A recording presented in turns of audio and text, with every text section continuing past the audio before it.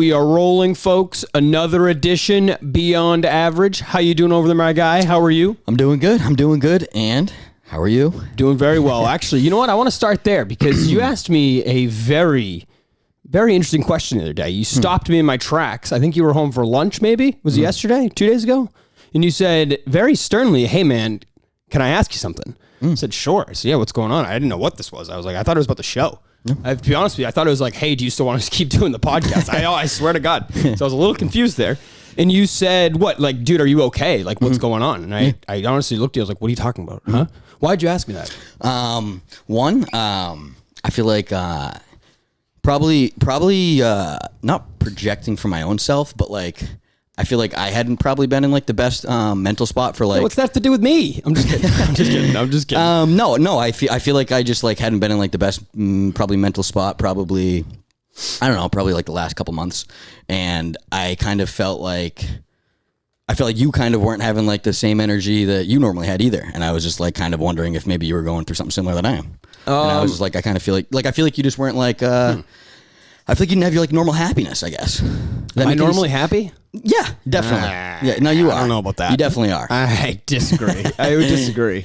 No, Am I off? Was I way off? I don't have right now. No, I don't really have any complaints about anything specific. I mean, everybody goes through shit, but specifically right now, no, I'm feeling fine.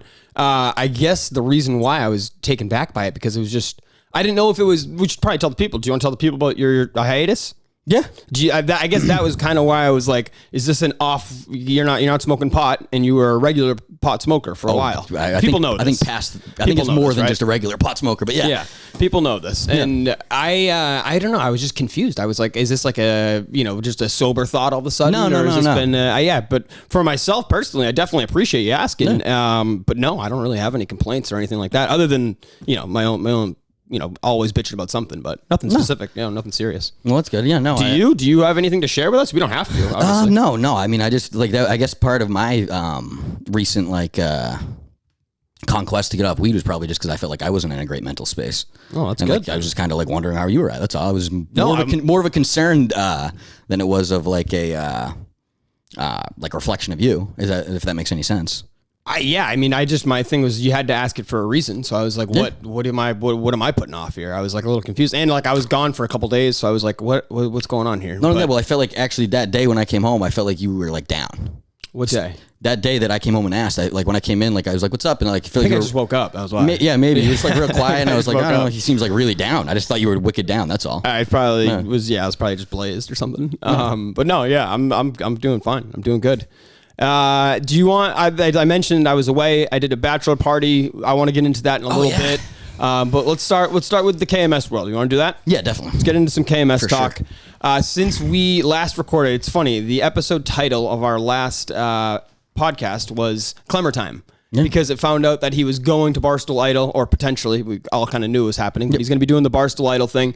Like, I thought there was the most he was riding the high of his life. And then 5 days later, whatever it was, he is now done with the Kirk Minahan world. Well, I don't want to say he left on his own power, but it was kind of like Kirk told him to leave, and I think he thought he should leave. He didn't seem like he was super into it. What is your thoughts on Clemmer right now? How are you feeling on his departure? I don't want to throw stones, but it seems like, speaking of stones, he may have been using the Kirk Minahan as a stepping stone. And like, I don't think it's like a bad thing necessarily. Like, I think Kirk even talked about it that he originally that he didn't care that if he was going to be like not using it, but like, I guess using the show to help elevate his career or find something that he might like a job at Barstool. Yeah, but he had no career before Kirk. I know. But so it's tough to say that, right? What do you mean? Like, I think he can still use it to. What do you mean? I think that's that's a perfect example of why he would be doing it. He didn't have any background in that vicinity or in anything to do with Barstool, but he did want a job in there. And I think if he was going to use something, I think he lucked into it more than anything. Oh, I do too. Like, I'm not saying he's not talented. Yeah. Like he's weird and he's quirky and like there's a spot for him. Like clearly people are attracted to that sort of thing. Like he's done somewhat. I still don't get the simulation thing. I don't get it at all. But like there's some people and he's been able to draw an audience. Some people love him on the show. Some people hate him. I think the number one thing as a participant in a podcast, especially in the Kirk Minahan show, I think you just have to draw a reaction, whether it's good or bad. And I think Clemmer was good at that. Some people hated the games. They hated his stupid little voice. They hated all of it. but some people loved it. So like, you know what I mean? That's fine. Just don't be a drip. And I think Clemmer at times was, but Kirk was really good at bringing out his quirky and wackiness. What I'm saying is I don't think he necessarily went into the Kirk Minahan show saying, okay, I'm going to use Kirk for 6 months, a year, whatever, and then I'm going to try to make my way to Barstool and Big Cat and everything. I think he kind of lucked into it. And I think the At a Theater Near Me was so weird enough where it got some attention, again, because of Kirk, not because of anything else. Kirk was one talking about it. They get zero traction without Kirk. Literally Zero. nobody talked about it. Like no one else was going to talk about it. But I think with Clemmer, like I like Clemmer. I really do. I actually do hope he does like well with whatever this Barstool Idol thing is. I don't know how well it's going to go for him. I think he hurt himself pretty bad. So like, I just wouldn't have left the show that day. I would have said, no, let's hash it out here. Let's just keep hashing it. Because Kirk said, I'm not having him in tomorrow because it's going to be the same thing as it was the day before. When I'm going to the Celtics game, I'm going to be hungover, all that stuff. I don't get any of that, especially if it's like the biggest 3-6 weeks of your life or your career, I should say. Well, like, what are we doing here? Well, in my eyes, if I'm him, I'm sitting there going, I'm getting this opportunity because of Kirk, and not only he knows that though, right? Well, but like, if you're getting that opportunity because of him, you have to pay gratitude to that. Like, you can't just be like, hey, I'm bigger than the show. Like, it's weird that you not only that, but like, I don't think he thinks he's bigger than the show. Yeah, but Kirk's also friends with Big Cat. He's friends with the people that are going to be deciding if he's actually going to get a job. And for him to be willingly piss off Kirk, which is going to be known on air, which is going to be then passed on to those guys, I think that's just a bad setup for himself to get in and go there. Like, if I'm going to leave the Kirk Minahan show and I'm going to go do the Barstool Idol, I'm going to try to do everything I can to make Kirk happy before I leave, just so I can leave on a good note. Right. My last employer, who is friends with the people that I'm currently going to try to get employed by, has good feedback. Take the wackiness out of the show. Just the concept. I'm going to somebody and I'm basically quitting their show early, and I'm not going to finish my, not duties. Because again, he didn't work for the show, and Kirk made that clear. He didn't work for the show, but again, it's the obligation of like, hey, just finish out strong. I kind of agree with you there. Where it's like all you had to last. You owe him that. You had 2 weeks off in June, late June, whenever Barstool Idol starts. Like, his time on the show he's gonna have a break from the show irregardless for a couple weeks. So it's like, why do that now? I thought that was, and like, why be like, yeah, my friend's coming to town and this all like, I get it. Everybody, like, I think he's a spoiled bitch. That's why he did it. No, I'm not calling Clemmer that. I like Clemmer. I bet you he grew up a spoiled bitch, and that's exactly why he did that. No, I wouldn't. I don't think that's fair to say at all. I don't think you can do that without being spoiled and not being like coming just from a straight narcissistic viewpoint. I disagree. You know how I can see it happening? Yeah, why would he do it? Fed up with just the world. I think it kind of got to him. He's going to join another world. That's it's way different. Sure, the Minifans and everything. Like, what was so stressful? Everything. Just the idea. Like, he's been doing nothing but getting traction and love. As much as I don't know if Blind Mike said this. Somebody said this on the Minahan show, was basically alluded to the fact that Chris was never okay with being the butt of the joke. Like, he wanted the movie podcast to be a good podcast. Yeah, it's quirky and it's funny, but he wanted it to be good. Like, no, it was only people listening to it only to make fun of him. And he was uncomfortable with that. Yeah, and I think, like, that was his whole thing about trying to move away from the Kirk Minahan world, being like, maybe with Barstool I can have a fresh start. Yeah, I'm going to be weird and wacky, whatever. But, like, he's not going to be the butt of the joke. Instead, people are going to be kind of laughing with him. I think with At a Theater Near Me, most of the people were laughing at him, and I don't think he's comfortable with that, and which is fair. Yeah. Like, if he's not comfortable with it, then, he shouldn't have to live like that. But I goes back to you shouldn't be telling I guess Kirk's not his boss because, again, he doesn't work for him, but you shouldn't be telling the people who, the job. Exactly, the guy who's getting you a job. Yeah, I'm going to the Celtics game. You're pissing off your reference. My friend's coming to town. Like, what? Kirk said it again. Like, it's not like he's 23. Like, that's the guy's in his 40s. Move, dude, to do I think it's just someone who's being. I think he's just unaware. I don't know. Maybe, that's what I mean. Like, you're a spoiled, entitled little kid. That's a spoiled, entitled little kid move. It was telling that he asked to come on the show the next day. I think he realized when he left the studio that day, like, fuck, I should not have done that. Just so I have the timeline correct, because I just want to don't be confused. But Well, you don't listen to the show, right? Never. So he left and. Then he went to the Celtics game and told him that he couldn't make it, or it was the other way around. Yeah, no, it was his last show was basically explaining why he couldn't be in next week. Yeah, and his friend was coming to town. He wasn't sure if he could commit to it, yes or no. And he's like, I kind of have to, he couldn't commit to it right then and there. And Kirk was like, well, maybe you can switch with Blind Mike a certain day. But the walk-off had already happened. No. Okay, so that's right. Okay, that's what I was confused about. Yeah, no. Yeah, this is all during it, right? And so Blind Mike basically, they said like, yeah, why don't you switch with Mike? And he was just like, yeah, I don't know if I can do that. Like, kind of was weird because it's like, dude, like, you get a great opportunity here. It almost came off, and I don't think Clemmer is too big for the world. I don't think he's bigger than the world or anything like that. But it came off as him being like, I'm good here. Like, you know, like I don't need to adjust my schedule or like, dude, no, you should. You probably should, because again, this is the guy who got you the job. I'm not saying it's going to benefit you to do these next 2 shows, and you're probably not going to do great, and they're probably going to shit on you for it, like during those shows if you were to do them. His last 2-3 weeks here. But it's like, just finish strong, man. I mean, you know what I mean? I think you kind of have to owe it to the guy, if anything, you know? Yeah, I mean, like, to me, it would be like getting basically getting a better job offer. You go to your employer and you're like, hey, like, it's not a job offer though. It's an opportunity. It's an opportunity. Yeah. So like, so we shouldn't call it a job. We keep saying a job. It's more of an opportunity that he's doing here. Yeah, I guess. Yeah. I think he was just uncomfortable with the whole. I think he was just done with the Kirk Minahan world for a bit, until this whole Barstool thing. Yeah, but I feel like he's probably gonna come back. Out of all the people that have been on the Kirk Minahan show that have been like regulars or just people that are involved in it, I feel like hands down he had been treated with kid gloves out of all of them. Like, I feel like Kirk was nicer to him than anybody else who was on that show. Like, I feel like his whole thing of not being wanting to be the butt end of the joke, I feel like Kirk was very good about not making the butt end of the joke. Like, compared to like Cullen or any other person that's been on there, like, they are all way more of the butt end of the joke than he had ever been. Yeah, no, I disagree. Not with That Theater and Me. I mean, that got shit on. I know it was promoting his podcast at the end of the day, but it also, like, it was always in good fun. No. Like what? Like, what was the worst thing that he ever said about he said it's fucking awful. Like, you know what I mean? Yeah, like, it's terrible. He shit on it, and he actually meant it. There was no point where he's like, yeah, this is a good episode. I like this. He was just doing it to come on. Yeah, but like, Clemmer probably thought, like, yeah, that's man, part of the shtick, man.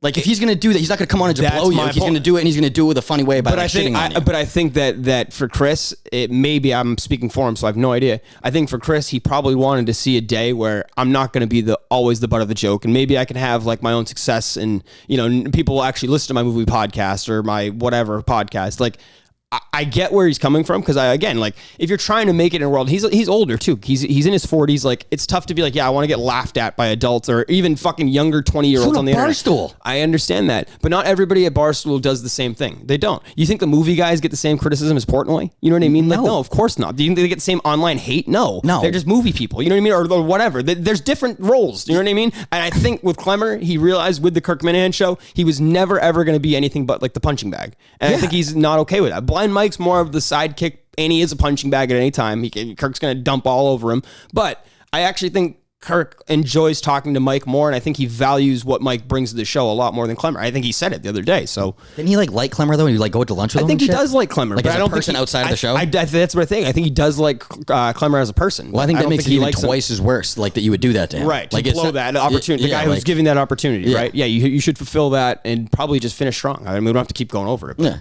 yeah, it's a lot. Yeah, I thought it was kind of I don't know if shady's the right word, but shitty at least. Yeah, you called him a spoiled bitch. Yeah, I think he is. I think it's a spoiled bitch move. Heavy take there, but hey. I mean, that's a spoiled move. That's a real spoiled move, man. Yeah, it is. I certainly wouldn't have done it. I would not have done it. But we got to jump into, with Clemmer being gone, the door opened for a new guest, potentially a casting couch. I don't know what they're up to. They said they're going to bring in new people. Kirk's taking a little bit of a break coming up. Montanti, not Montante. Yeah, our boy Montanti's world. Yeah, that's right. Not Montante. Montanti. You think that was like he was afraid of the people who would check him out? He was trying to throw it off so people couldn't find him as easy. I have no idea. Yeah, that's a good question. Why? I didn't get that. I didn't get why would you make it A? Like, just to like hide your identity ish? Yeah, and I think his name on Twitter is Miguel Montanti. Yeah, it's probably a cover then. Or Montante. It's Miguel Montante on Twitter. But I didn't realize he was a scrap guy. Michael Montante. He's in a tough world. Oh yeah, yeah. Listen, all the scrap guys I know. Are they? I mean, Montante, dudes? you're in a rough world. Yeah, you're in some hard men. Grade his performance on the show. What would you give him? I thought he did good. Like, I guess I thought you brought up a good point.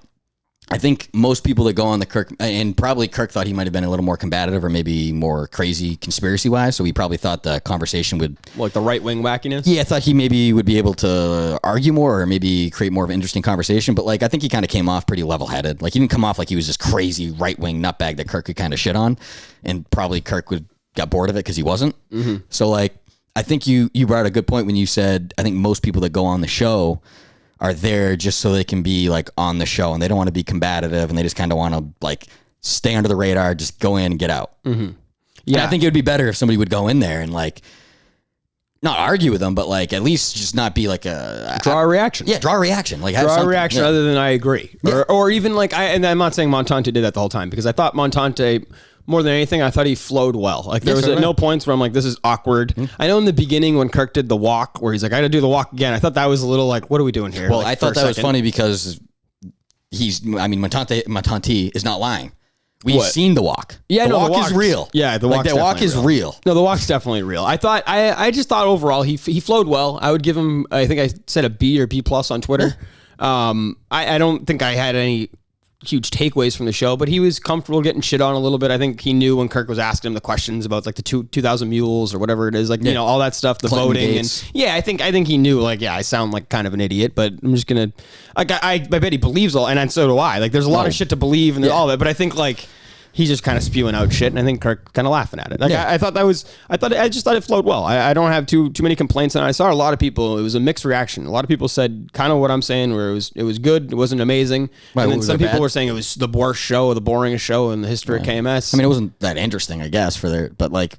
Yeah, nothing like happened, but like I think it just nothing. He didn't take away. You know what I mean? I agree. He didn't take away. 100%. That's why solid performance. Give Montante some credit there. Yeah, I like Montante, bro. Montante. I'm sorry, yeah, Montante. I got you, Montante. I like seeing. I just like seeing fucking Minifans get chances there. That's great. That'd be awesome. Yeah. Keep that up. And I'm not even saying for us or anything like that, but I've long said Mick needs to get in that chair. God, no, that's gonna be terrible. Mick in that chair. But like, we need some youth in there.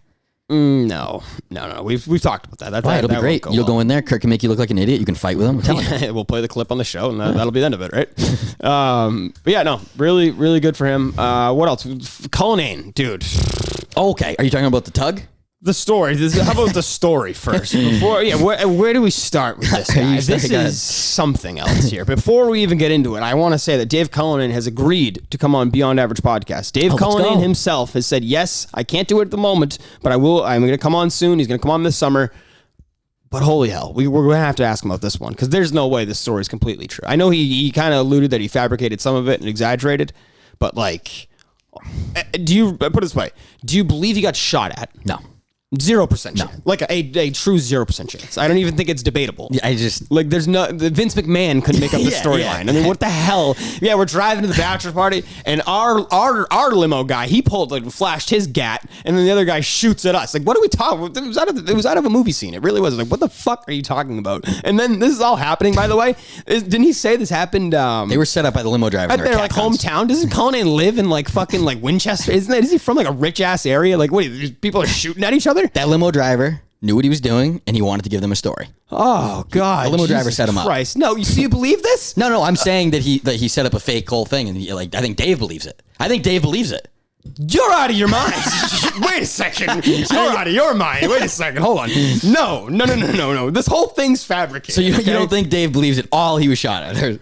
He wasn't shot at. No, he just said it for no I have no idea why he said it. He says everything for no reason. But like, I have no idea. There's no chance. You think he got? No, I don't. I don't think he did. I'm saying, do you think Dave believes he got shot at? No. Oh my God. No. Like, do you think like the limo driver was fucking playing a prank and just fucking with them? I'm saying if Dave believes that, I'm saying the limo driver was playing a prank, and that's why he believes that. There's no chance he actually got shot at, is what I'm saying. There's no chance any of this story is real. Literally none of this story is real. I don't care what anybody says. Like, there's no way. And the best part about the entire thing was him being uncomfortable, like admitting to getting a rub and tug. Like, it's not like he's gonna get in trouble. Like, come on, Cullinane. Like, what are we doing here? I'm pretty sure like when the Robert Kraft thing came out, like half of Barstool, like KFC and all Feidelberg, all of them were like, yeah.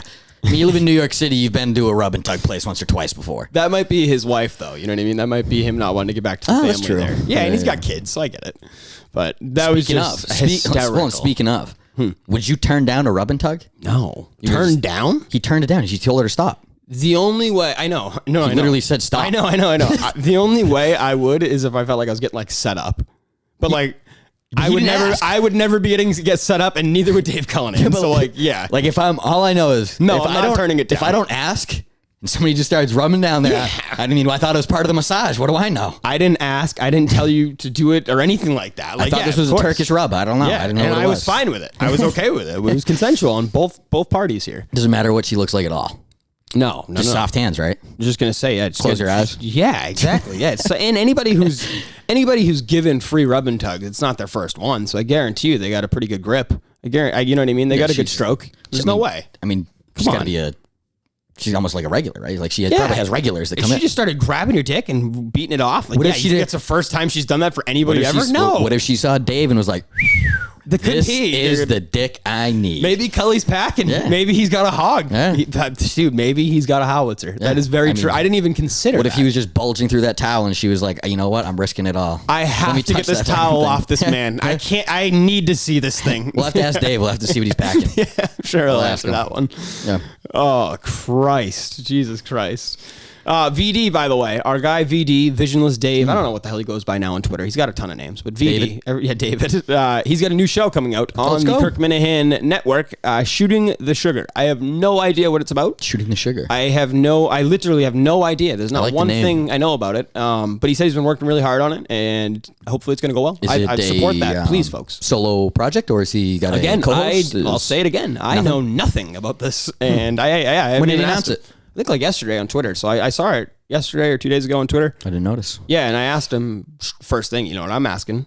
Is it going to be on the Kirk Minahan YouTube network? Because that's all I care about. It's truly. You asked him or no? No, yeah, it is. And he said yeah. No, he said yeah. Nice. Oh yeah. No, so he's a network guy. VD is a network guy. You think he needed to get approval, or do you think he's got the grace to just do it? I'm sure he had to. Ask Dave. Mentioned it. Yeah, but I think it's probably a green light for him, right? Yeah, that's what I figured. They seem to like him. Yeah. Yeah. VD's the man. We love VD. No, I'm Team VD for sure. Mm-hmm. No doubt about it. What else do we have for? Oh, did you hear the Carano podcast, by the way? No, I don't think so.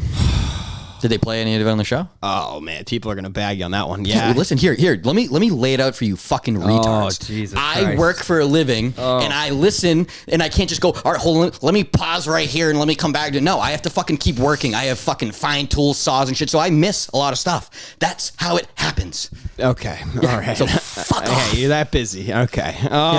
Well, they played Carano's podcast, and we don't have to go into it too much, but. Podcasting's not for everybody, and I wouldn't even say it's for us. I really wouldn't. I wouldn't even say that we're great at it. I certainly would never consider myself a professional. I consider myself pretty talentless in the industry, so. For sure. It's this guy, man. This Carano guy. I've never heard somebody talk on a solo podcast sound so arrogant. I mean, this guy talks like he's accomplished like Pulitzer Prizes and shit like that. Like, what exactly is his... Nothing. I don't even know what he did. I don't. He's used to be Kirk's producer. He was Quantum Week. You know what I mean? He was Clemmer's host on Quantum Week, their old show. And you think he's pissed off that Clemmer's gone? You think he's upset? He's got like a little jealousy? Probably inside. He's probably a little jealousy. Yeah. How old is he? You know? No, I mean probably the same age as Clemmer. It looks like he's definitely late 30s, 40s. Maybe? He's more than jealous. Yeah, I listened to the first episode of it, and then Kirk dumped all over it for. They did it for like almost an hour on the show. And oh my God, it was just hard. It was hard to listen to, is how I would describe it. And like, again, the arrogance in this guy's voice, like talking like every single thing he did, he broke down to like the most minuscule detail. Being like, yeah, I was sitting with Christian on June 11th. We were doing a podcast. He was wearing a blue shirt, a white hat, with black headphones, this nice microphone. Like just literally, it's insane. It's like, it sounds like somebody who like has something going on up there. He's just detailing things, just overly though. Like it's insane. You know, it really is. He's a crazy person for sure. But that's really all I got on the Kirk Minahan world, unless you got anything else. The only thing that I agreed on, I don't know how old it was or which episode it was. It might have been pretty close after the shooting and stuff. But I thought I thought Kirk made a good point. How if there is a God, what is he doing? Oh yeah. I mean, really though. Please. I thought he made a good point. What is he doing? Yeah. Yeah. No. Yeah. There's a God for sure. We'll go with that. Yeah. I think. Hey, you know what? I think VD's a big religious guy. I don't know how much of an act that is or not. But what do you mean? Like he's always tweeting about like God is great and shit like that. I don't know how if he's joking or not. I don't know. Could be a religious guy. I don't know. You believe in God? That's a great. So question. I used to not believe in God like whatsoever, almost atheist status. But like as I get older, it's not that I believe in maybe God in like a religious fucking sense, but like.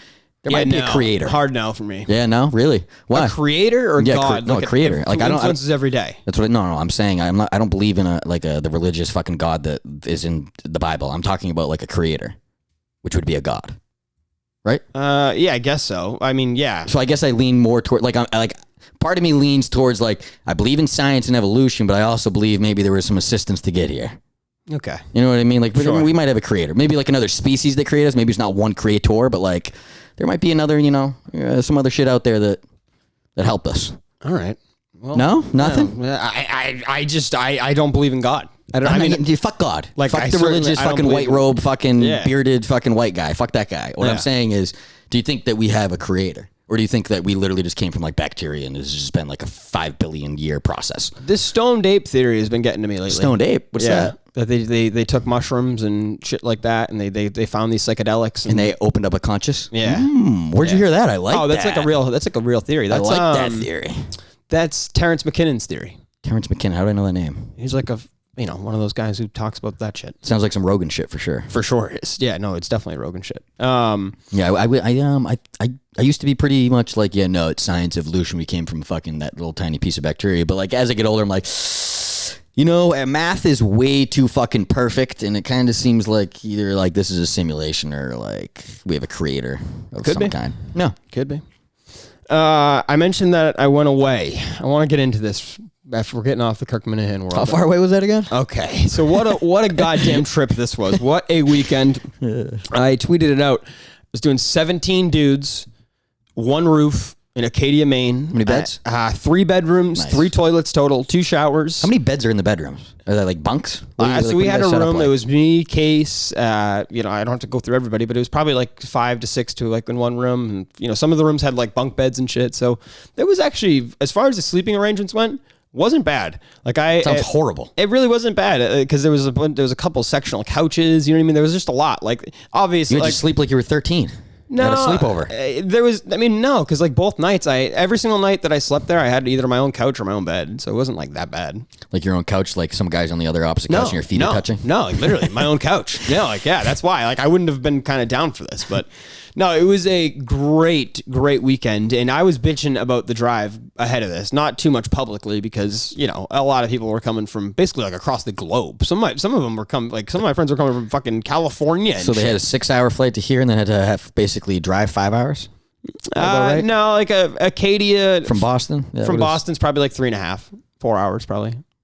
How long did it take you? 6, 5? 6, yeah, about 6 hours. Yeah, it was quite the trip. It was an unbelievable time though. It was one of those weekends where it was just like, what's the best drugs you guys did? Oh, I did some mushrooms. I'll tell you that. Yeah, I did some mushrooms. It was not good. No. No. It was actually the one time I've ever had a bad experience doing mushrooms. Really? Yeah, it was. What happened? Freaked. Oh, well, I don't want to go too into it. But I just don't. I mean, I don't want to go make this whole all about that. But no, I don't know. It just wasn't a good time. I guess there was too many people that I were you having bad visual effects or just like anxiety, like that just fucking overtook and you were like having a bad trip? Too sick. Like I didn't feel well. Like nothing felt good, and I didn't want to be in front of people. I was just kind of like, I kind of want to. Did I ever tell the story how I melted on shrooms? Yeah, we did. On the chocolate bars. Yeah, that's what these were. So I was toast. See, the problem with those, man, like you don't really know how much is in each bite. Like at least I knew. I took 2 grams, and I've taken more than that before. 2 grams, and you had a bad trip. I was freaking out, dude. Yeah, it was not good. Not a fun time there. But that was honestly only for a couple hours. That was after I threw up. I felt fine and had a great rest of the night. So you think you puked up the? No, because I still felt a little, I felt like great. Did you go through the laugh stage at all? Yeah, no, I had a great night. Nice, other than that, but there was I think it was because I ate with them. Like I ate dinner as I took them, but kind of like simultaneously, which they say don't do that. They're probably like mixes or yeah, it just like didn't sit well in my stomach shit anyways. So, but no, it was a great trip up. Me and Case, we made the roadie up. It was probably a 6-hour drive or so. Me and Case at this point have done at least, I would say, 100 road trips, whether it's to go visit friends at college, going skiing, going fucking doing this kind of shit. We've always made it back in one piece, which is always something that I can appreciate because a good road trip partner is kind of unbeatable. Me and Case almost died on a road trip. Yeah. I don't think I've had that with him yet. That wasn't a road trip, though. That was a Pats game. Yeah, that's a little different. And that was a different kind of almost die. There might have been some influence in that, right? We woke up, and I wish I was kidding. We both, this is terrible. And I would say this is the only time I've ever been in the car with anybody under the influence. But we were going down, whatever that is, I-95 or whatever it is, and thank God when we fell asleep that we drifted off into the middle of the grass there. You guys and we're literally, I woke up and we were just sliding through the fucking the thing there. Thank God that they cleared all those trees there, that there was nothing there, that they ended up clearing out everything in between from the other side of the highway to that. And thank God we didn't just drift all the way over to the other side of oncoming traffic. You guys would have been, you wouldn't be here right now. I believe we called you and you had to like talk to us so we didn't fall back asleep. Yeah, you called Smart me. thing would have been to do is probably pull over and go sleep it off, but we decided we're going to trek this the rest of the way home. On the way home, dumbest thing I've ever done, hands down. From Acadia, I was falling asleep and I had to tell Case, I'm like, dude, I'm literally falling. It was middle of the day. I was so fucking hungover and I was that falling sun asleep. beating through the window, squinting eyes. I'm like, dude, I'm like drifting. Like I can't die knowing I fell asleep at 10 in the morning. Like, you know what I mean? Like we've made it through too much at this point to fall asleep at 10 a.m. when somebody's awake next to me. So Case, shout out Case. We made it back. One piece. Great weekend again. Like I said, dude, it's funny that any drama? No. It's 17 people. 17 no girls, people. Though, it's easy. No, yeah, might have even been 17 or 18, and we're all the same age, so all of us kind of grew up. Not all of us grew up together, but like I've known even Tim's friends. It was my buddy Tim's bachelor party. Some of his college friends now, like we started visiting them in like 2013 when we go up to school. Like I've known them now for about 10 years, which is funny to say. And like they've stayed at our houses on the Cape. We've stayed at their colleges. Like, it's just kind of, and I've stayed at apartments with them and shit in Boston. Like it's a good relationship to have with these people because they're all good dudes. I would never pretend like they're my best friends, but every time I see them, I'm hyped. Every time, we always have a good time. Good vibes. Yeah, just really good vibes with all the people there, as corny as that sounds. But just tons of laugh. I haven't laughed that hard in, honest to God, a few years. There on shrooms or both both on and off, on both under the influence and above it. I was both my most recent hard laughs are from shrooms. And like, that's just like a given. But like, I don't know. It's just being around good people like that. It felt really good. It was a good time. Yeah, we did like a lobster cruise. We went through Bar Harbor. Fucking, we had this bartender, this poor guy. The Guinness wasn't pouring, right? And it got out of the tap. Yeah, it just was pouring super slow, and it took it. I'm not kidding you, dude. This guy, if you ordered a Guinness, I swear to God, it would take 12 minutes to get there. You'd be like, yeah, I get a Guinness, and then there would be 6 of them lined up like halfway full. He's got to read. You guys are crushing Guinness. I wasn't. There was again, there was 18, so someone was doing it. But yeah, it was a great time, really, really good time. And you're pretty manly if you drink Guinness. That's up there. You think so? Not a fan. It's not dark. Heavy though. It's not like super heavy. I mean, you're just a man for drinking it though. Yeah, but it's not like I feel like there's like if you had like a double IPA, that's different. Like that's harder to drink than Guinness. No, I don't. Yeah. I feel like they're crispier though. They're like the double IPAs are like I don't know how to explain it. You know what I mean? You have like 3 sips and you sit down for a second. You're full. Like, whoa. Yeah. You're like and you feel it. Yeah. It's just like it's a lot of alcohol coming at you. But no, yeah, we were saying this too. Like, how many beers total? You guys have any idea? Oh, dude. How many guys? I would say over 300 beers there had to be. Oh, way more than that. I was gonna say there's 18, way more than that. I mean, there's got to be. Yeah, I would say 300 to 500 beer seltzer high noons. Yeah, and then we went through at least 2 handles of big handles of Hornitos tequila. I mean, there was cleanups. It wasn't bad. I mean, I wasn't there for the final cleanup, so thank God. I was left. Yeah, I left. Thank God for that. But I pulled the Clemmer. Everybody was really good. Everybody was really good about getting their own shit. I know those bachelor parties can kind of be a disaster, but especially when you get more than 10 guys, especially when it's closer to 20. But everybody there was on the same page. Tim's older brother, he's the man. He's I don't know, probably 10, maybe even like 15 years older than us. Like I don't know. He's a few years older. He's maybe late 30s, early 40s. And he was. I was kind of not as weird, but I was like, I just don't want this guy to be like super uncomfortable. Like I know everybody there was gonna have a good time, but I just wanted to be like, that dude could have been cooler. Could have been cooler. Had a great time with us. I think he embraced the fact that he was at like his younger brother's bachelor party. I'm pretty sure he has kids and shit with like his wife. So yeah, it sounds like he was probably like, oh, I have to go to this, honey. I really gotta go. Once he was there, he was living it up, having a great time with us. So great time. Did you guys? Where was it? Maine, right? Yeah. So did you guys get Body Emotion to show up at all? What's that? Body's Emotion. I don't know what that means. It's a stripper service. Oh no strippers. No dancing ladies, huh? No dancing ladies. Yeah, I don't even know, dude. Just about every day we were pretty banged up. Like by like 2 p.m. I was pretty banged up just about every day, and it was great. You make it up throughout the night too? Yeah, I mean a couple naps. I'm so bad, bro, at fucking boot and rap. Yeah, but I don't think there was a choice there. There was too many people where it'd be too loud and like it was just. But even when I get to 2 o'clock, fucking, I'm hammered and I'm ready to go to bed. Like, yeah, I pass out. I'm done, dude. Yeah, I can't. Like, I don't know how girls are just able to rebound. No, that's one of these things where it's like this is Nobody rebounds better than a girl. Oh no, we've Like, said they're that they're on fucking- steroids. they're crazy, No, they're on steroids. It's either they're literally on something because there's no way these girls can drink blackout like consistently 4 nights a week. Take a 2 fucking nights a hour week. nap on the floor and then Dude, they're even good to like go. right now, like, I'm not going out this weekend. I feel like shit still from last weekend. I swear to God, I feel like shit. I feel like complete. You don't want to shit. drink for a little while. No, I don't want to get hammered. No, I'm just want to chill out for a bit. Like I'm just good. But it made me think like, and some of those guys I'm a lot closer with than the others. But there's probably, other than this Tim's wedding that's coming up, there probably won't be a time for the rest of our lives. There's 17 of those will be under even one roof together. Yeah, that's cool, man. So it is cool. It was one of those times where like, this is a really good time, and everybody here's on the same page. And I mean, like everybody's getting older into that point where they're entering careers and they're getting married, having kids and stuff. So like, that's cool that like you guys got to throw it back to almost like you were back at New Hampshire or that's where everybody went, right? That's where they they're went all to from. like UNH. Yeah, a lot of those guys went to UNH, but that's pretty dope. Yeah, we get to have that crew. It was. It's a fun time, nostalgic. And Tim's brother was saying that like he did this with his friends, and he's like, I don't know if all of us have been together since, other than like my wedding. He's like, it's just hard. He's like, people have kids, people move, people, you know what I mean? Like even for this, we just talked about it. Me and Case were bitching about a 6-hour drive, which was a lot. I'm gonna bitch about it forever, and that's fine. But fucking some of these guys flew across the country.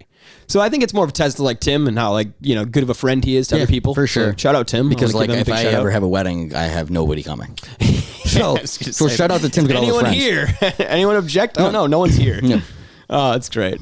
Yeah, good time with that. But do we want to do this today? Let's see. Me and Al, I got to bring this up. I have to bring this up because this is we're gonna do this the right way, and we're gonna have to issue Al. I tweeted this out. Let me give people a little context. I tweeted this out June 6th, my mom's birthday. Happy birthday, Mom. Tomorrow's episode just became a must listen because of. Hold on, folks. 1 sec. Hold the phone.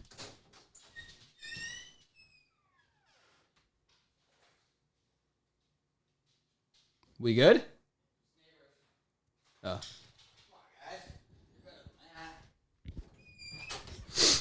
Neighbors going on. Shut that door.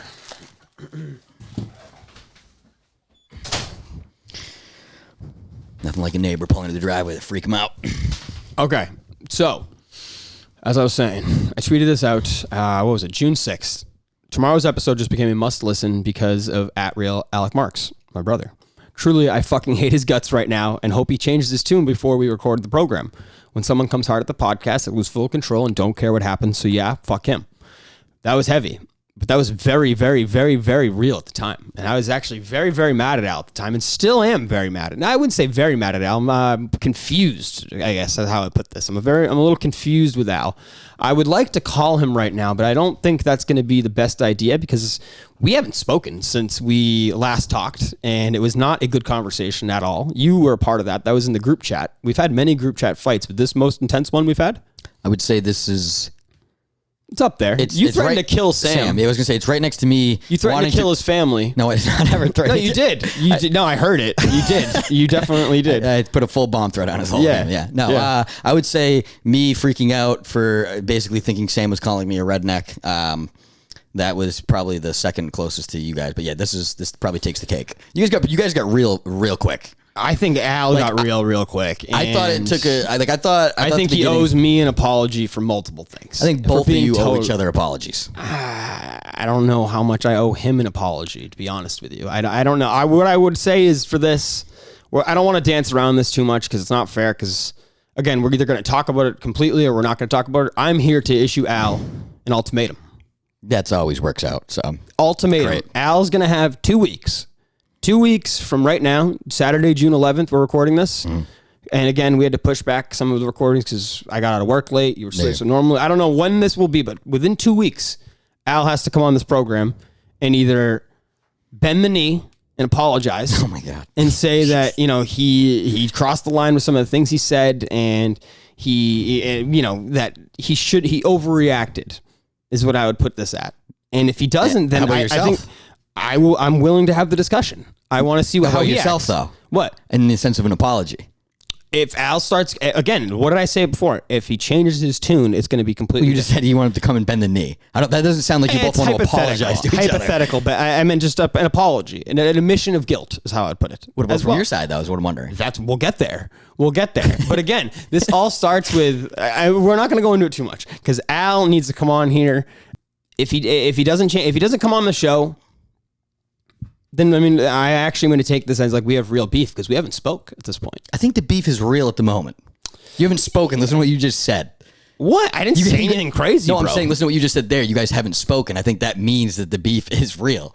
Yeah, but I think it's more of like a petty thing. I think For sure. It's more like, for sure. And I just need him to... Yeah, but both of you are stubborn. You actually think that... Like, I don't think either one of you is going to be like, yeah, let me be the first one to apologize. Yeah, but who's more wrong? It depends. And you know why that depends on, right? Yeah, we can't keep teasing. I don't want to be the guy who teases the fucking thing we can't talk about. I'm just out on him right now, and I need him to either issue a private apology or he can come on here publicly and discuss what had happened. That's really all. That's the ultimatum. Okay, all right. I think that's fair. All right. I think it's fair. I think it's really fair. I do. Right. But yeah, that's where I'm at with Al. He might need a new best man for his wedding, but hey, who knows? Who knows? You know, we'll see. That's his choice, is how I would say, right? That's his choice. So you're just putting it all on him. Well, listen, I mean, yeah. I think, you know, we don't have to get into why or anything like that, but I'm just telling you, I think that on the grand scale of things, I think I'm actually right here. And hold on, I've been on record saying no matter what, I always think I'm actually right. So please don't Shocker. think, Shocker. yeah, don't be stunned by that. Shocker. I think when it first started off, I thought it was going to be like a funny inside joke, chirping kind of like we do in the group chat. And when I realized it took a turn immediately, I was like, oh, this is awkward. And now I guess we're kind of just at that. And like you're saying, I guess we'll see if you guys can make up. 2 weeks, Al. 2 weeks. You can come on. You can either talk about it or you can privately apologize. We can just be, you know, whatever. Because I feel like he's the one kind of holding the hard grudge here. And I think like coming on the podcast would lighten everything up. All right. Am I wrong? Well, it depends. Like if he wants to do it publicly, you know, he might not want to. And if he doesn't, then that's not going to help, you know. It won't lighten it up if he doesn't want to do it publicly. Okay, then the private apology, it is. Yeah. I think, if you give him, you know, it's a good... Yeah. Good. I'm glad that we're on the same page. What else you got? What else? We'll get it back to that. Again, we're giving Al 2 weeks. 2 weeks. 2 weeks. I have... What do we want? Do we want to go Jerry Callahan or do we want to go more... What's Jerry Callahan up to? Yeah, well, not Jerry Callahan. I meant more in his style of direction. Oh okay. Save that for a sec. All right. How about some sports? You want to go a little sporty at all? Yeah. You want to do the Live Golf? It's exactly what I was going to go to. I was going to go to the Saudi Golf League. Yeah. Live Golf. What a name, by the way, huh? Yeah. So why is it called Live Golf? It's Las... I know what it stands for. I already forget. So it's like an acronym? Yeah, it's an acronym. Okay. I'll say this. I can't stand Rory McIlroy anymore. I think Rory McIlroy is one of the biggest fucking hypocritical bitches to ever step on the golf course. Wow. I couldn't imagine, like, you know what? Because if you ever go look at any of his comments, like right when Phil kind of made the announcement of entertaining it, he was very critical about it, talking about the morality of it and how, you know, he doesn't think he'd be able to play for somebody that does stuff like that. Meanwhile, this man is fucking draped in Nike gear made by a child slave, and his whole fucking all his money comes from Nike, as if he's not draped in blood money, and he has the audacity to say, "Oh, Phil Mickelson better look at his morality. Money's not everything." It's like, bro, look what the fuck you're wearing. Shut the fuck up. Yeah, that's why I thought Justin Thomas was the only person to come out that I thought sounded. Good. He came out. Did you hear what he said? No. He basically, you know, he gets asked about it. He was like, look, every person has the right to make their own decisions. Would I rather DJ and Phil and these guys be here to play? Yeah, but I say that because I want to play against the best competition. That's why I want them here. What they make is their own decisions, and I don't. That's not for me to comment on. Like that's the only thing you can say about that. Like the fact that Rory tried to spin some morality bullshit on it as he's fucking draped in Nike gear. Bro, shut the fuck up. You have no right to talk about morality when your money's coming straight from China. Like, just shut. You've played in tournaments in China. You have they make so much money from China and because of like Hideki and all that other stuff. Like I'm pretty sure they have the Asian tour. Like they are very in bed with China. So you can't sit here and be like, wait, you're going to get in bed with the Saudis? It's like, no. This is a capitalist world. You either participate in it or don't. But don't sit there and take all that money and then be like, let me just try to flex my moral compass real quick and show how better I am. No, shut the fuck up. Yeah, I think it's fair to criticize McElroy if he's going to try to stand on like a high ground. Yeah, it's like, well, you are taking money from a company that does a lot of shady shit. Yeah, I do think it's different when you're basically taking money from a government. That's where it's different. They're taking money. Takes money from China. Period. I don't. They have a full Asian tour. Sure, but like it's different when like money contracts, TV contracts, just like the NBA. They're just as in bed with China as the NBA is. Yeah, I guess when it's like your personal thing, like Dustin Johnson's getting paid by Saudi Arabia, and I understand like Nike's directly paying Rory. Yeah, but they're not. China's not. They make all their money. All the clothes that he's wearing is made in China from a child slave. It's still signed by Nike. You know what I mean? I know there is a difference there. No, there's not. There is. There is with a difference. What? Because they are literally working for one of the most corrupt, like awful people in the world. They kill journalists. They kill you know what I mean? They're working directly for them. Dude, I don't think Phil Knight, the owner of Nike, is going around killing journalists. You know what I mean? There's a little bit of a difference. You're right. He's just turning a blind eye to it. He's killing kids. You're right. Way better. Yeah. Way better. No, he's turning a blind eye to it. I'm glad that the 10-year-old kid that's making all that clothes that has no wife. Like, well, yeah, I didn't say no. I didn't. I said it's just different. It's just a little bit different when you're actually getting paid by a foreign government, especially when it's Saudi Arabia. Like, you don't think you can't see there's any difference there? The PGA has a TV contract with China. Like, it's the same thing. They're taking the money. There's nobody that's not taking money from somebody that's bad. And if you're both going to sit there and you're going to take money from corrupt people, you have no right to stand on a moral high ground and say, I'm better than you because mine isn't as bad. It's no different. Okay, well, it's no different than all these reporters. Justify it then. That's what all these guys are doing. That's what Phil Mickelson, all these guys who've gotten in trouble for speaking out. They're trying to justify. They didn't justify shit. They just say that I'm gonna take the opportunity to grow the game of golf. That's didn't Greg Norman say we all make mistakes? I have no. Greg Norman's a fucking. He's the leader of this. Yeah, bro. I know. I'm not saying that, dude. I'm not sitting here saying these are good people. I'm not sitting here saying that Rory shouldn't take money from China. I'm not sitting there saying that the people shouldn't be taking money. I think you live in a capitalist world. I think because I have an iPhone, I have Nike fucking shoes on right now, I don't have a right to complain about capitalism. I have no right to do it. I participate in it every day. Okay, but that's not a country deciding human rights. You know what I mean? There's a difference between Phil's not deciding human rights. It's not no, Saudi Arabia is, and he's taking money directly from them. Like, you know what I mean? So is China, dude. Look at all the camps that they have. They're taking money. They're both taking money from them. There's no difference. No, there is a difference there. There's a difference there. If it makes you feel better, so you can try to act like your moral compass is better, sure, there's a difference. I'm not even saying in the grand scheme of participating in capitalism and taking money from people that you shouldn't, they both do that. So you have no right to talk about it. I think you can talk about it. I just don't think you should critique somebody like McElroy's doing. That's what I'm saying. I agree with you. You said no. You said you can't talk about it. I definitely think there's a difference between working for Nike and Saudi Arabia. Like I don't know if you. Yeah, I do. I do. I think when Phil Knight signs your check, it's a little bit different than fucking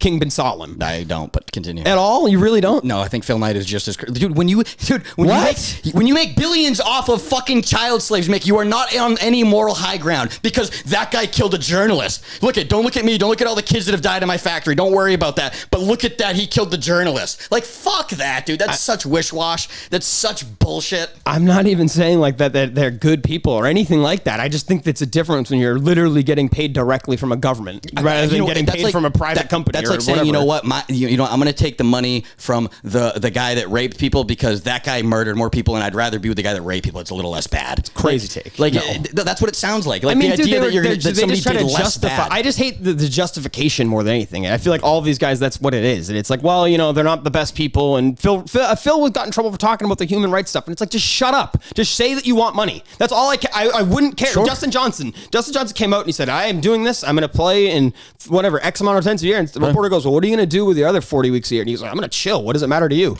And you're like, I don't really have that big of a problem with that. I love it. I don't mind it. I don't care. I just don't care. Just don't give me like the justification.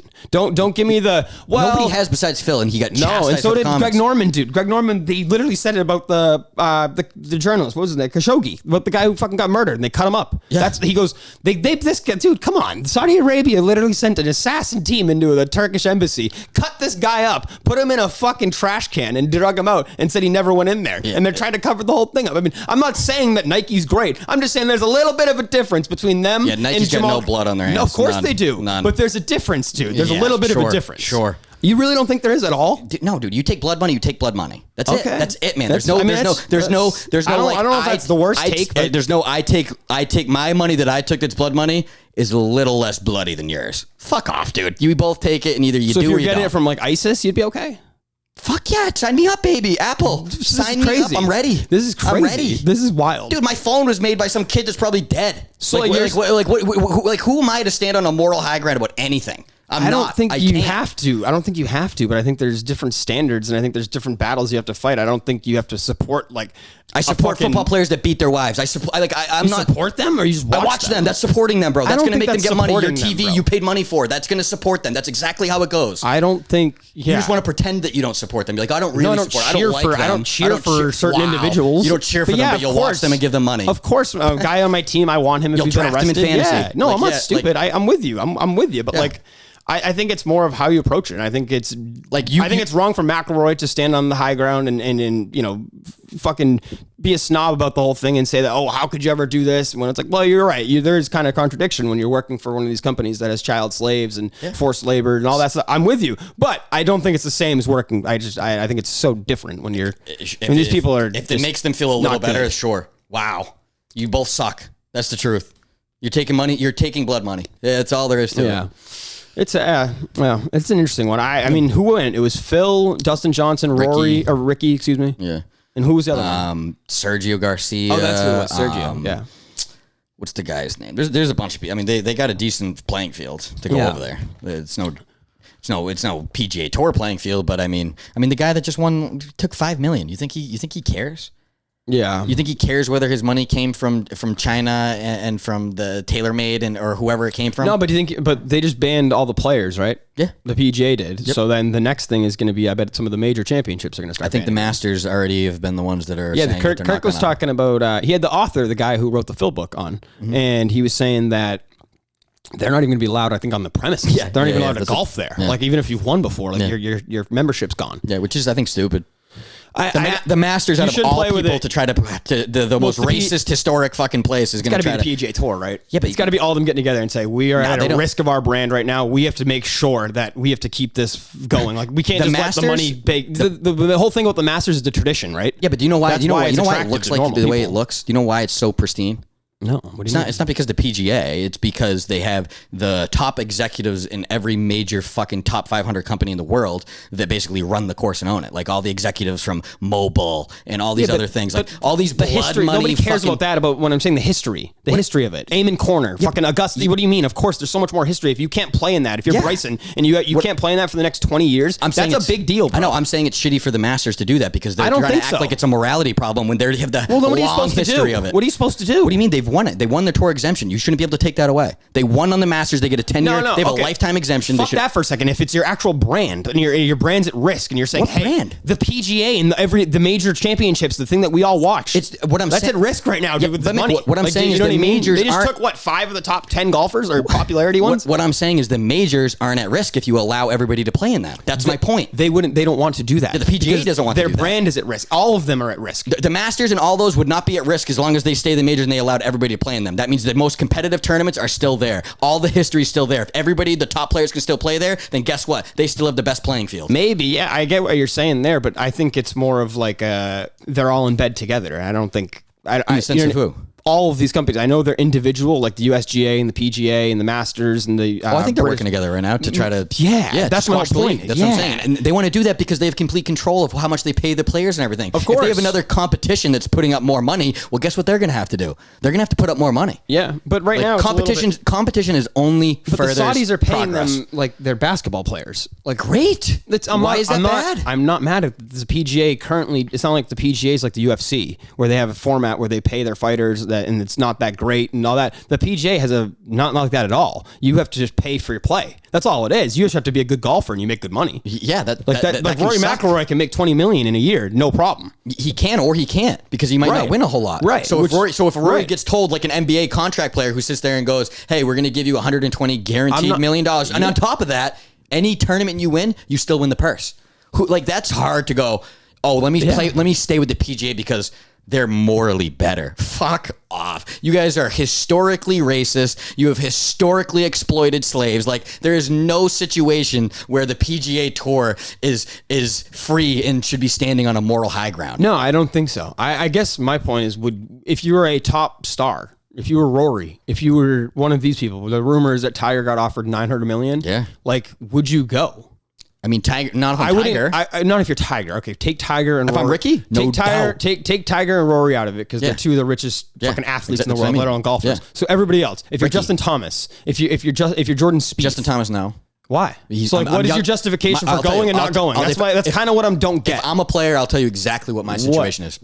Like, for example, DJ is like 35, 34. He's older. Sure, mid-30s. So he's on the tail end of his career. He's already stamped what he's going to be in the sense of the history of golf. Whoa, no. Phil Mickelson won a major last year. He's like 50-something, isn't he? You think that changed his place in the history of the game? No. Okay. Yeah. But yeah, if he wins, I put it this way, if he wins a U.S. Open, it definitely does because he gets a Grand Slam. Sure, so he's going to go above DJ's going to be chasing acclimates for the rest of his career, but it's not going to be dominant like it's been. That what you're saying? My point is what he has left in his gas tank is not going to further his career in the sense of a Hall of Fame career much more. Like, yeah, he could win a major or two more, maybe some more tournaments, but like nobody's going to sit there and be like, he's right there with Jack and Tiger. But when you have Rory, or when you have Justin Thomas, who's 24, and you have Spieth, who's 26, those guys have so much more left in their gas tank that they can chase a Hall of Fame career still. They can chase getting all four majors. They have more in their gas tank that can affect where they land in the sense of the history of the game compared to DJ. So if I'm Ricky, and I'm one like a guy that's not going to be probably a Hall of Famer. I disagree, though. In the sense of what? I get what you're saying. Like, if you can't better your career, but like Ricky is one person where it's like, no, bro, I'm not quitting until I get a major. If I was Ricky Fowler, nuts. Ricky's already going to win one. He's already rich. He's never won. Yeah, but like sniffed one. And even people would say that about Phil. And what if he wins one? Phil just won the fucking U.S. Open or whatever. Phil is one of the best golfers ever, Mick. He has every major. But he hasn't won in 5 years. Still, Ricky's never won a major. He's never even sniffed a major. My point is, if I'm Ricky, yeah, he has. He's had a couple top fives. He's had it a couple times. Have you ever been in the fucking last pairing ever? I think a couple times. I bet you he's never been in the last pairing in a major. But continue. My whole point is, if I'm Ricky Fowler, I know that I am never going to be considered a top 10 golfer of all time, maybe even top 20 golfer of all time. Yeah, I get that. So if I know that my place finished top three times. Top 4 times, excuse me. Yeah, but what I'm saying is, was he ever even in the final group? Top 2 twice. Or did he just have like a good twice and tied for second twice in 3 majors. Yeah. How long ago? The last one was 2018. It's a long time. So like, if I'm him, I'm going, if I win a major, it's an incredible self-accomplishment, but it's not going to really elevate my position in history. Disagree. Okay, you want to know why? Real quick. One major. Sergio. Boom. Sergio won the Masters. He's looked at differently now. He is. You don't think so? You don't know why? 100%. Do you know why he's looked at differently? He was always Tiger's little brother. He was always getting beat out by all the other guys. No. He finally won. That is because he's from Spain. There's a no. Yes, it is. Mick. Yes, sure, that too. But he's a runner-up fucking like 6 times before. And he's lost in so many major championships. He's choked too before. Yeah, that was why it was big. Ricky, who's choked. You don't think it would be huge ratings for Ricky Fowler on a Sunday closing it out? It would be huge. For what? Who does that help? I think it would be huge. Ricky? Not like massive ratings. Is that going to help Ricky? But like I think it would be huge for people. Does that help Ricky to help the ratings for them at all? It helps his career legacy if he wins a major. For what though? Where's it putting him? But you're saying where's it going to elevate him? Is what I'm asking. It can't better his career. And no, what I'm saying is, if you win a major, it's going to be a lot different than when you didn't. Especially when you're one of the biggest names in golf. It's not going to make a difference in your history of the game in the sense of where you end up. You're going to be still disagree. Ricky, look how many people are one-time major winners, man. Nobody talks about them. Nobody talks about them. No, of course. But if you just brought up the one Sergio Garcia because he's a Spanish guy and he was the second. He's the second person from Spain since Seve to win it. I wouldn't leave if I was Sergio or Ricky. I wouldn't leave. If I'm Sergio, no doubt. I already got my major. Pre-Masters win. That's why I'm saying if I haven't won a title and I've been one of the bigger names in golf, and Ricky Fowler's fucking 33. It's not like That's what I mean. He's on the 10 years. Yeah, but he's got 10 years of good golf. No, you don't. You don't have 10 years. Sure. How many golfers are that good after that age besides Tiger? Name them. I'd love to see Phil and him. Wow. Ricky doesn't have the career that look like they're shaping up. He doesn't look like DJ's career. It doesn't look like JT's career. It doesn't look like anybody else's career that could chase majors. And like you said, he's getting closer to the back end of his career. If I'm him, I'm going, man, I probably make like $5 million a year, maybe if he's lucky. I don't know what he makes with his endorsements too. And if somebody walks up to you and offers you $200 million to go play golf, you're a fucking idiot to say no. Yeah, you're an idiot. I guess, go better your family, go better your life, go better your generations to come. You'd be an absolute narcissist to turn that down. Just be beyond narcissistic to turn that down. Yeah, like I don't know. It's just I guess it depends on what you care about. You know what I mean? If it depends on how much money he's made. And that's why I said it's different for like Rory and Tiger. But yeah, I agree. Yeah, if you're set up where you have no chance to ever make this type of money and you do it, I don't know if I would do it, especially if I was a pro golfer. I think I'd just be comfortable living the life I live, especially if I have all the cars already, if I have the house, I have everything. Like I wouldn't need that much, but no, I would never criticize somebody for wanting to set up their family. It's just know what you're doing. You're taking it from basically terrorists. You're taking it from terrible people. And Rory's got everything he made off of child slaves. Like it's the same thing, bro. You don't get to sit there and claim that your money came from a cleaner place when they both come from dirty places. No. Like there's no my money's cleaner than yours in that situation. Yeah. All right. But yeah. Let's get off this. Yeah. It's too much. I want to hit this story. You ready for a fucking? Where's my tin? Hold on. I got to get my tin hat on. Yeah. What do we got? We got.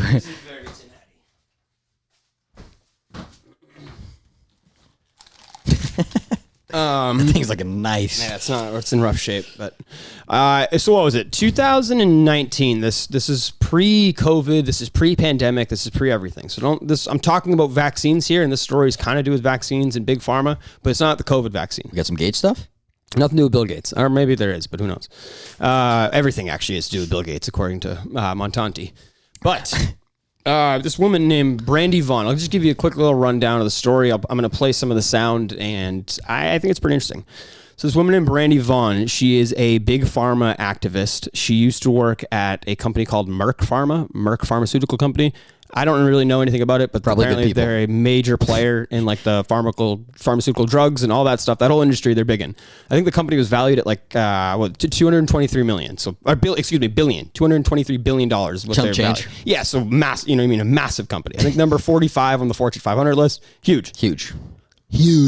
This woman is an activist. She used to work for them, used to be one of the reps, and worked for years, and then finally got out of the industry and became basically an activist on how vaccines are not all great. You know what I mean? Basically, she didn't sound like she was completely anti-vax. Almost sounded like she's anti the culture and the money making behind it, the covering up and stuff like that. And I don't know too much about this. And again, I'm sure it's going to sound like this woman's some crazy anti-vax nut. But this shit actually happened. So this is a real thing, and it's kind of left up for interpretation. And some people believe there was foul play that happened. Some people believe that she died of natural causes. This woman ended up dying. So yeah. So this woman, Brandy Vaughn, she wrote in 2019 on Facebook, "If something were to happen to me, it's foul play. You know exactly why and who." And this is about 3 years into her being a big activist. She started a big corporation, I'm forgetting the name of it, a nonprofit to kind of bring attention to this stuff, spoke out at events, did all that.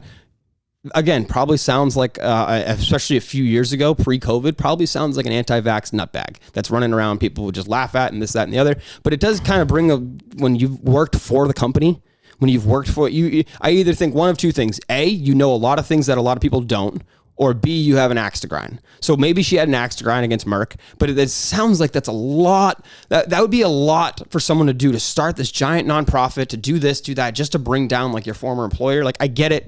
People have those vendettas, and maybe she got screwed over and maybe she feels the type of way about them, but it's just a lot to become an activist about this, to quit your career, and it's just to be outspoken against something happened. Something happened there, right? Yeah. So basically, she's been quoted saying like, "Yeah, if something's going to happen to me, it's going to be the people who." So she even talked about. She wrote it on Facebook. She wrote on Facebook again. If something were to happen to me, it's foul play. 100%. And you know exactly why and who. And she said, "I would never." She did a big list. She's like, I don't take any pharmaceutical drugs right now. These are my history of drugs I've taken. It's nothing like crazy.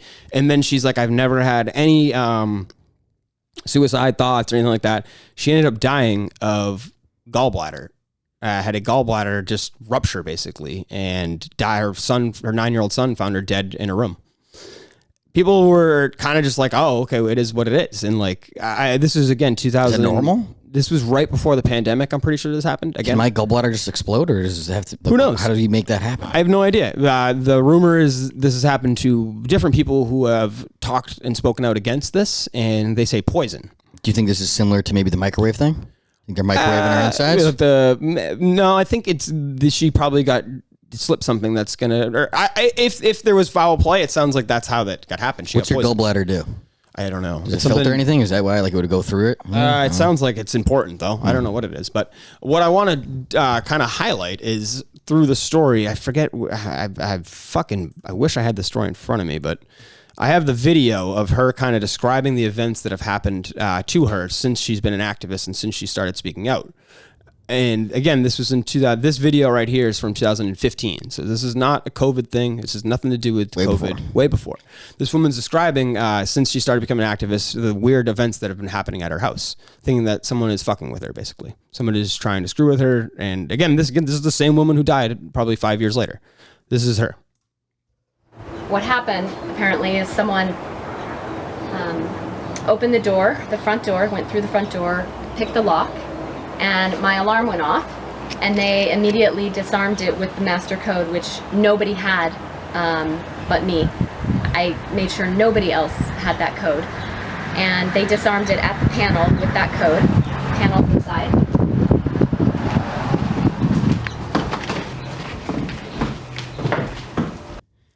So that's the first thing. Somebody breaks in. Security company's in on it. Somebody breaks into her house, disarms the alarm, and they sold the master code. Yeah, so they were there for 4 minutes and nothing happened. They went through the front door and they went out the back door and nothing happened. They just disarmed it, and she got the update the next morning and being like, "What the fuck happened?" So they planted a bug so they could listen or something. Right. So that's when she contacted security people, and allegedly they said the same thing. They're like, they probably were bugging your apartment.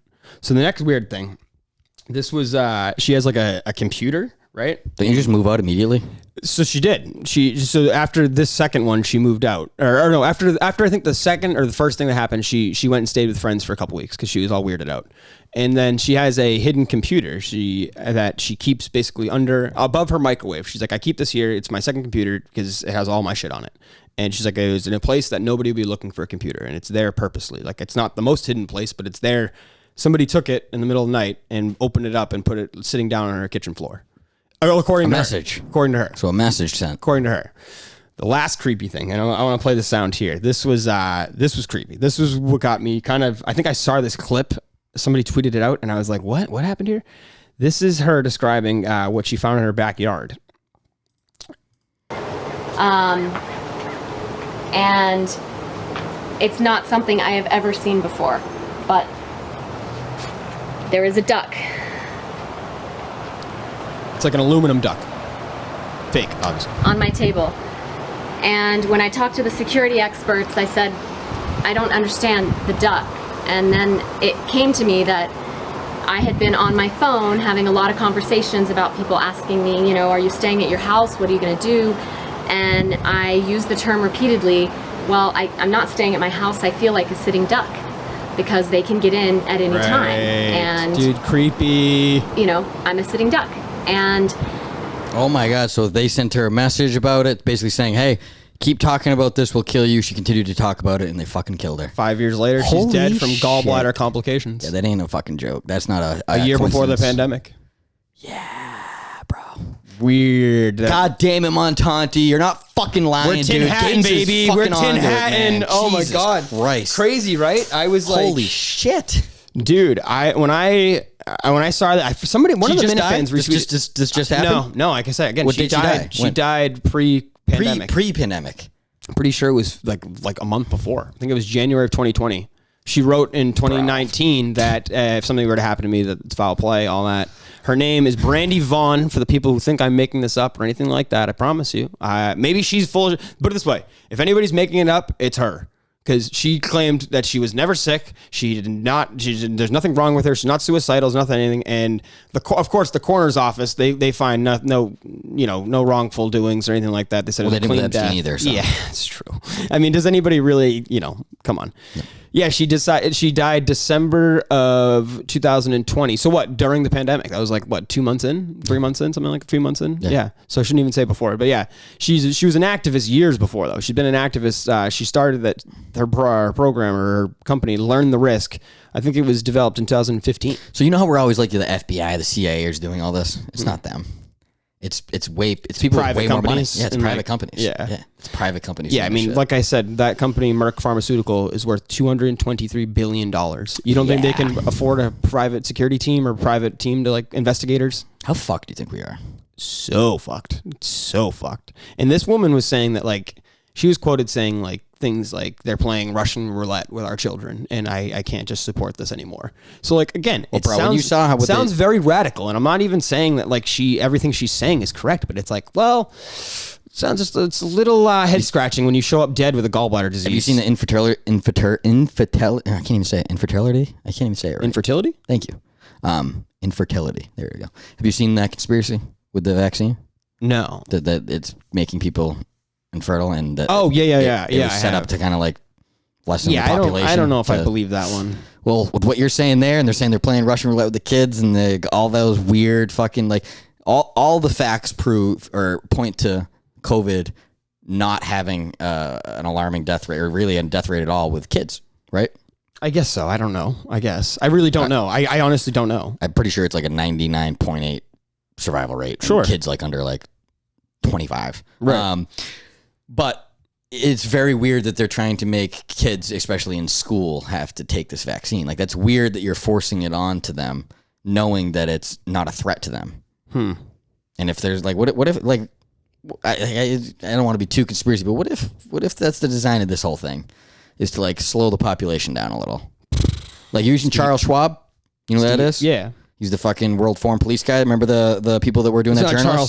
Yeah, it is. It's Claude. It's Charles Schwab's the insurance guy. No, it's the same name. Look it up. Come on. Yeah, I thought it was Claude Schwab. I think it's Charles Schwab. It's not Charles. I know that's the investment firm. He's German. No, I'm telling you. It's Claus. It's Claus. No, look up Charles Schwab World. I'm looking at it. It's Claude? It's Claus. Claus. Yeah. Either way. Fuck that Charles Schwab's the insurance guy. Yeah.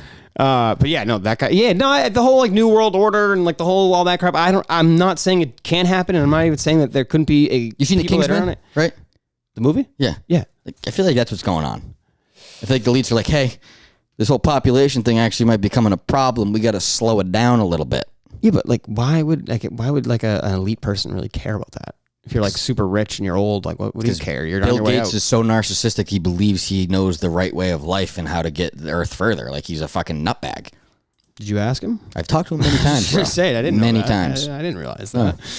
I was definitely woke on that story. Again, that's nuts. I think the woman's name Brandy Vaughn. Sounds like a porn star. It's the first thing I thought of. I'm like, this can't be a real name, but yeah, she worked for that company for a while. So who knows? Who knows how real it is? Who knows if it's bullshit? But sounds like there's a lot of sketchy stuff going on with that one.